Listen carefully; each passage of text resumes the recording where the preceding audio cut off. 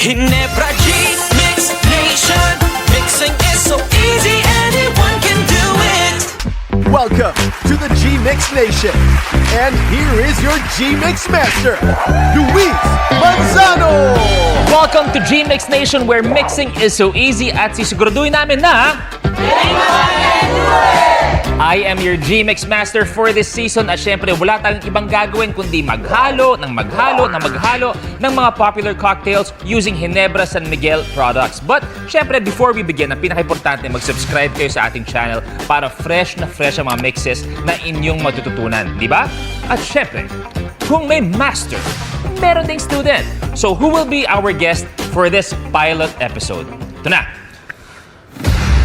Ladies and gentlemen, my student for today, ang favorite son ng Batangas, multi-awarded actor and game show host, at isa sa pinakagwapong lalaki sa balat ng lupa, the one and only Lucky Manzano.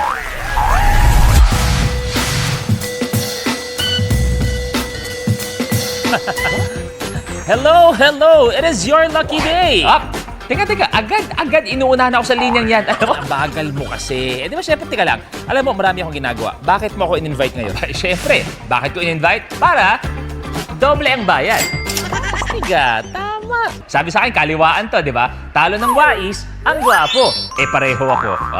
Lupit, di ba? At syempre, para ipakita na we can actually make our own cocktails. At ngayong araw, eto, Lucky gagawa tayo ng gin buko. Diba? Using the world's best-selling gin, walang iba kundi ang Ginebra San Miguel. Now, syempre, Lucky, you have nothing to worry about. I assure him na you can do this. Sobrang dali lang talaga.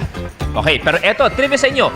Alam niyo ba na itong gin buko is an original Filipino cocktail? Ginebra San Miguel is made up of juniper berry extracts. At itong mga juniper berries, they are picked wild. Ibig sabihin, hindi ito artificial, sobrang organic, alam mong quality alcohol talaga. With the right kick. Aba? Astig yun. Napaka-astig At syempre, astig yan para sa Ginebra at yung buko, alam mo, sobrang dami niyan sa lipa. Tama. Mismo ka dyan, Brother Lucky. The brand has been around since 1834. Pero bago pa tayo ma-stuck sa past at talagang tumutok sa history, ang gagawin natin, mag-move forward tayo papunta sa mixing.